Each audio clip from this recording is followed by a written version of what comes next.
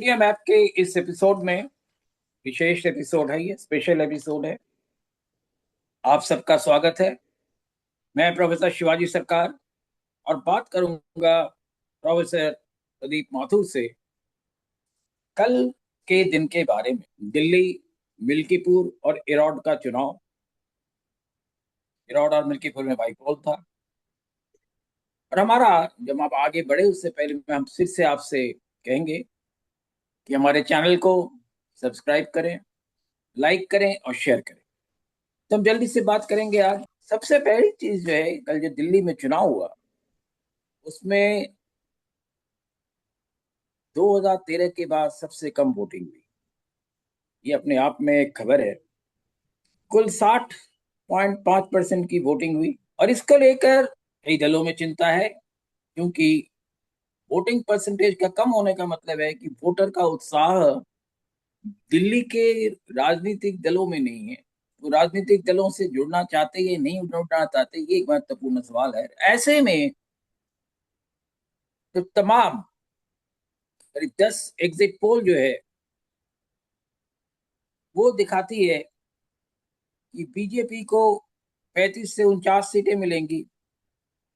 सिर्फ एक ही ऐसा रहा है जो माइंड ब्रिंक है, उसने दिखाया है कि आपको 44 से 49 सीटें मिलेंगी। प्रोफेसर माथुर, हालांकि एग्जिट पोल के कई खास माने नहीं होते हैं, ये एक मीडिया का, मैं कहता हूँ कि एक टीआरपी गेम है, एक क्यूरियोसिटी क्रिएट करके एक जबरदस्ती कुछ चीजों को दिखाने की।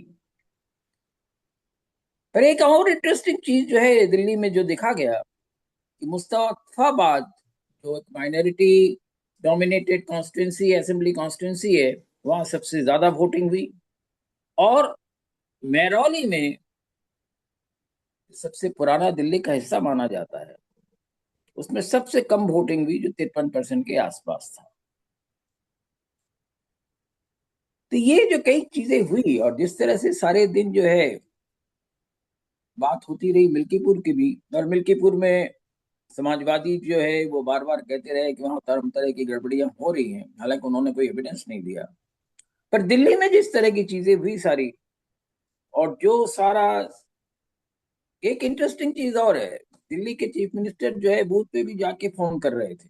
मोबाइल फोन उनके कान पे लगा हुआ था। पर दिल्ली के आम जनता को कहा गया कि अब मोबाइल फोन आपके लिए अलाउड नहीं है। और किसी भी जो पोलिंग स्टेशन है वहां मोबाइल फोन रखने की कोई व्यवस्था भी नहीं थी। अब जब पुलिस वाले से कहिए तो पुलिस वाले आपको डांट डपट के मार के नहीं तो कम से कम डांट डपट के पूरी तरह से आपको बिहेव कर रहे थे और आप लोगों को भगा रहे थे लोग। तो इलेक्शन कमीशन जो है, अगर उनको ये आदेश है कि मोबाइल फोन बूथ पे नहीं जाएगा, हालांकि बूथ पे ले जाने में मोबाइल फोन में मुझे नहीं लगता है कि कोई परेशानी है उसमें, तो उनको हर पोलिंग स्टेशन पे व्यवस्था भी करनी चाहिए। क्यों मास्टर, आप क्या समझते हैं? नहीं, देखिए, जहां तक एग्जिट पोल का सवाल है जो आपने कहा, एग्जिट पोल की विश्वसनीयता पर काफी कुछ प्रश्न किए खड़े जाते हैं। देखिए, ऐसा है, वोटर जनरली अपना माइंड बताता नहीं है किसी को।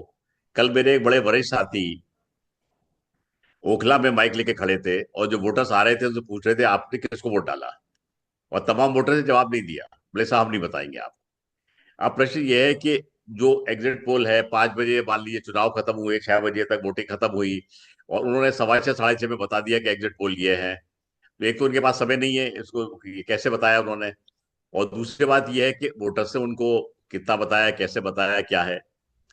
तीसरी बात यह है कि जो एग्जिट पोल हो, चाहे ओपिनियन पोल हो, उसको करने के लिए एक बहुत ट्रेन, बड़ा स्टाफ चाहिए होता है, जिसको कि बड़े ऑब्जेक्टिवली काम करना होता है, पुराने डेटाबेस देख के और सब बात करके। उसमें काफी खर्चा होता है, बड़े ट्रेंड लोग होते हैं और अच्छे खासे रिसर्चर्स होते हैं। अब मैं आपको बड़ी छोटी सी बात बताऊं। एक हमारा जो क्वेश्चनर बनता है सर्वे का, उसमें एक होता है, बात कही जाती है लीडिंग क्वेश्चन। आपने कहा कि कोई निकल रहा है, उससे आपने कहा कि भाई तुमने तो लगता है बीजेपी को वोट दिया, तो वो कहेगा हाँ हाँ सब बीजेपी को दिया। आपने कहा कि भाई आजकल तो कहीं झाड़ू वाड़ू तो नहीं फेरा है तुम, तो क्या हाँ साहब हमने आम आदमी को पार्टी को वोट दिया। तो कहने का मेरा मतलब ये है कि जो क्वेश्चंस जो फ्रेम किए जाते हैं पूछने के लिए इलेक्टोरेट से, वो भी बड़े ऑब्जेक्टिव और साइंटिफिकली बैलेंस्ड होते हैं। मैं नहीं नहीं, समझता कि हमारे एग्जिट, नहीं उससे मैं आपसे पहले मैं ये कहना चाहता हूँ, मैं नहीं समझता कि हमारे एग्जिट पोल में इन सब बातों को ध्यान रखा जाता है। तो एग्जिट पोल भी तुक्के से बनाए जाते हैं, क्योंकि लोग देखते हैं, ये चाहती है चैनल्स को उन पर दिखाई जाए जिससे उनकी व्यूअरशिप बढ़े। तो मुझे एग्जिट पोल की विश्वसनीयता पे कोई मतलब मुझे पे कोई भरोसा नहीं है। अगर कुछ सही होता है तो मैं समझता हूँ कि ये तुक्के से ज्यादा होगा, ना कि साइंटिफिक ऑब्जर्वेशन से। बिल्कुल सही कहा आपने, क्योंकि वैसे भी जो एग्जिट पोल का तरीका होता है नॉर्मली, उसमें ये होता है कि वोटर्स को बैलेट की एक कॉपी दे दी जाती है, और उसमें वो एक टिक करके फोल्ड करके सर्वेयर को दे देता है, और उसकी काउंटिंग करने के बाद जो है फिर उसके एवरेज निकाल के सारी चीजें की जाती है। जो यहाँ नहीं हुआ, और साफ साफ आप जो कह रहे हैं वो सही है कि ये तो सिर्फ मीडिया गिमिक है और कुछ नहीं है। हाँ, कुछ चैनल्स ने पैसे कमा लिए होंगे और उन्हें भी कमा लिए होंगे, उसके अलावा इसमें कोई ऐसी कोई बात नहीं है जिसमें कि हम कह सकें कि ये कोई इंडिकेटर है चुनाव का। जी। दूसरा सवाल है, टर्नआउट क्यों कम? टर्नआउट क्यों कम हुआ? मतलब नॉर्मली उम्मीद की जा रही थी कि दिल्ली के चुनाव में लोग झुंडों में आके वोट डालेंगे, वैसा नहीं देखा गया। और जो है, इलेक्शन कमीशन का जो कहना है कि 60.5% पोलिंग ही हुई है। देखिए ऐसा है कि टर्नआउट कम होने का मतलब यह है कि जनता में चुनाव को लेकर उत्साह नहीं है। और उत्साह की कमी की एक बहुत बड़ी वजह यह है कि काफी दिनों से ये चर्चा हो रही है, ये सही है या गलत है मैं नहीं जानता, कि चुनाव आयोग की विश्वसनीयता पर प्रश्न उठ रहे हैं।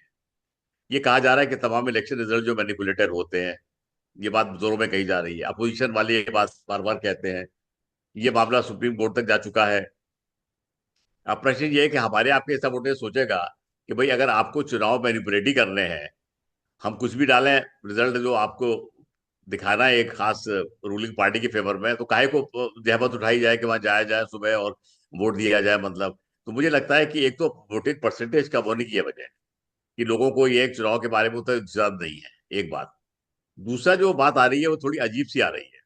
वो ये आ रही है कि तमाम बार जो है वोटिंग परसेंटेज इस तरह बढ़ता है कि आरएसएस के वर्कर जाकर के लोगों को घरों से खींच के लाते हैं वोट देने के लिए। लगता है मुझे कि इस बार शायद आरएसएस के वर्कर्स में अपनी पार्टी के लिए मतलब बीजेपी के लिए काम करने का उतना उत्साह नहीं है, मुझे लगता है। तो अगर वो लोग नहीं गए और उन्होंने उसको वो नहीं किया, ये क्या करना चाहिए, वोटर्स को मोटिवेट नहीं किया चलने का, तो ये भी हो सकता है कि कम परसेंट लोअर परसेंटेज का ये की ये वजह हो। तो मुझे ये सब बातें लगती है। मैं नहीं समझता कि वेदर तो कल बड़ा अच्छा था, तो वो तो कारण है नहीं, उसका मतलब ये है।